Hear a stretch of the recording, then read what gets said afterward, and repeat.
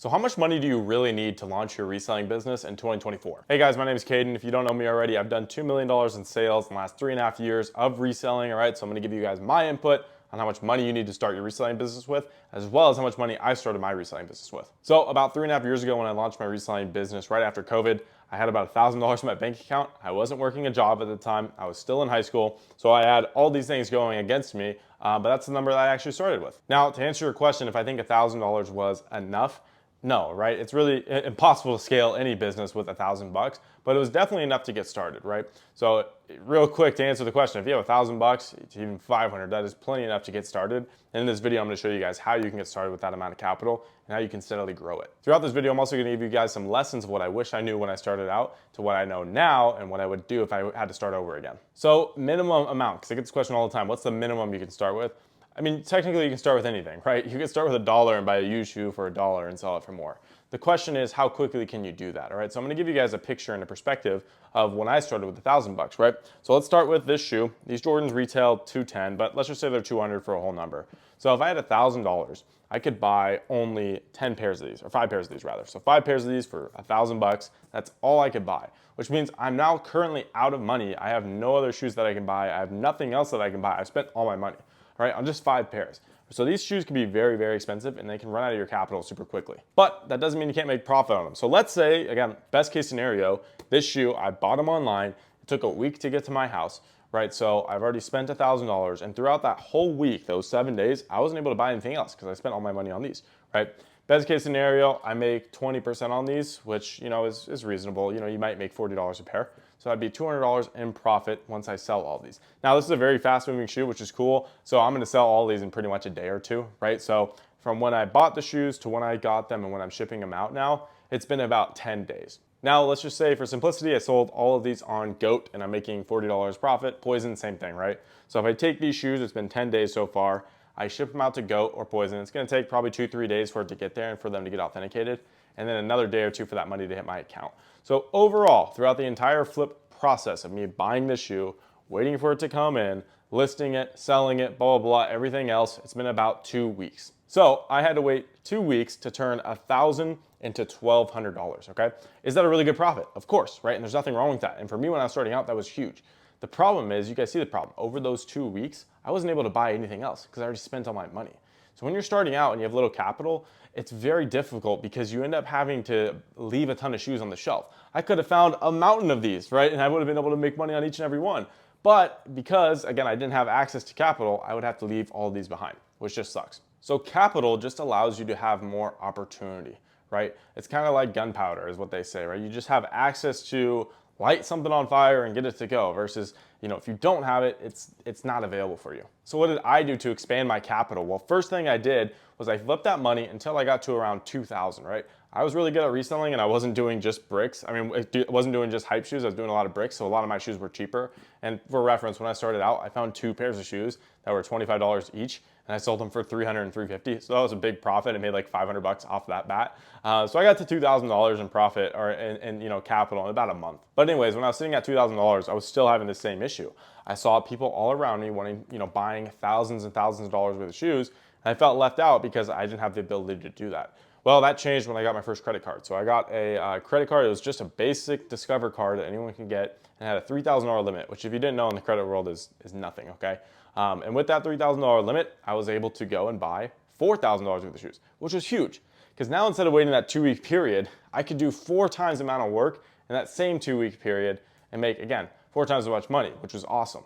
And then that's the process. You continue to flip that and reinvest it over and over again until eventually you don't have to use capital or credit anymore and you can just use your own cash as capital. So I remember about 3, 4, 5 months into my business, I had a point where I had 16 grand now in my bank account. That was all profit just sitting in my bank account when I was just starting with 1,000 to begin with. And I had 100 pairs. And then this is the process that I want to break you guys through is continuing to reinvest. 2 months later, I looked at my bank account again. I had $16,000 in it. It was the same number. And I go, what the hell? Why hasn't that changed? Right? But then I realized my inventory had grown from 100 to 300 pairs. So yes, I was still making money, but I was just taking that profit and I was throwing it back into inventory. All right, and that's the goal. You want to get to the point where eventually after you throw all your money back into the inventory, then your bank account starts to grow as well as your inventory. because then guess what? You're having basically a plus, right? A surplus, which is what you want. Now you may be someone who doesn't have an issue with capital. You have $10,000, $20,000 worth of capital available to spend. What I recommend doing with that is starting slow as well. All right, when you're starting out, it's okay to start slow. And I'm glad that I started slow, because to be quite honest, if I started with $10,000, I would have messed it all up because I didn't know what I was doing at the beginning, right? It does take some time to learn some of this stuff, right? A few weeks or a month or so. But now that you have experience, right, then capital is going to be the only thing that's messing you up. So this is my biggest piece of advice, and it's the reason why I've been able to do, again, 7 figures. I passed 7 figures when I was 18. This is the number one reason. I reinvested everything. I was making a ton of money from flipping. I put it all back into the business. I still do the same thing. I just got a huge tax return from the government, or right, money that I overpaid, right? And some people, and me including, I was thinking, hey, I can go get a new car now with this money, because I didn't have it before. It's just pretty much free money, right? That's how stupid people would think, because that's not true, right? It doesn't mean you have to go spend it. What I'm going to do with that money is either put more money down on my house, right? Drop my mortgage, or I'm going to just continue to invest it, one or the other, right? That's how you can think smartly, because I did that entirely for the last 3-4 years with reselling. I reinvested everything. And it's kind of the saving mentality. A lot of people, and I'm going to tell you where you're going to mess up right here, you're going to get to your first $100,000 in your bank account, and you're going to look at it, and you're going to say, wow, I did it. I'm the best. I have 6 figures in my bank account. None of my friends have this. I'm better than everyone else. And then here's what you're going to do. You're going to buy an $80,000 car, because you're going to say, well, buy this car, I'll still have $20,000 over, right? And then now you have an $80,000 car, and now you have $20,000 in your bank account. And you're pretty much just starting from step 0 again, step 1, right? Just because you decided to buy something materialistic and basically waste all of those results. It's kind of the same thing, whereas if you're lifting a lot, right, and you're in super good shape, you're super jacked, right, and then you feel like you want more. You're in the best shape ever, and you are all natural, and then you decide to get on gear. And guess what? You might get a little bit more gains, right? But it doesn't matter anymore. All of those results that you did when you're natural, to most gym people, they don't care anymore, all right? If you guys get that kind of expression there. But that's the same thing with reselling. I see that happen all the time in business. People get all this stuff, they go buy a Lamborghini, they go buy a Porsche, something that they really can't afford, or maybe they can afford it, right? And they do buy it, but it ends up basically regressing everything that they did. And it's just, again, it's stupid. Instead, your guys' goal should be taking that money and continuing to reinvest it until you get to a point where you can live off your investments or buy the things you want with your investments, right? So let me put this in another picture. The stock market, I believe, gained 23% last year. So let's say you got to the point where you put $100,000 in your bank account. Instead of buying that stupid car, you just put that money in the stock market over the last year, while you're reselling at the same time, so it doesn't go away. But over the last year, if you just left it in the stock market, right, S&P 500, or the average what the market did, you gained $23,000 for just leaving it there. Now you can go buy whatever car you want for $23,000, right? Because that's your money. You can just live off of that, right? And then guess what? Every single year, you're adding to that number, even if it's $20,000 a year. You go from 120 to 140, 160, right? By no time, you're going to be at the point where you have $500,000 in the market and you're making $50,000 a year, statistically, just from your investments. That's how you guys should be thinking long term. Again, most of you guys only want to get to the point where you're making a few $100 a year, a few $100 a month from reselling, which is fine. I have nothing against that. But my point is, if you're going to put in the time, you're going to put in the effort, you're going to set up a business, you're going to do all of these things, why not go for something that is the most valuable and go for the furthest thing that you can reach for, right? Because you guys all have the capacity to do it. I was able to do it, right? While I was a friggin' minor, I wasn't even 18 yet when I started my business. All of you guys can do the same thing. Again, it's just shooting for those right goals. So to answer you guys' question, you can start with any amount, right? And I want you guys to start with any amount. Even if you have $200, $250, I did a series on Instagram starting with $250, trying to flip it to a house.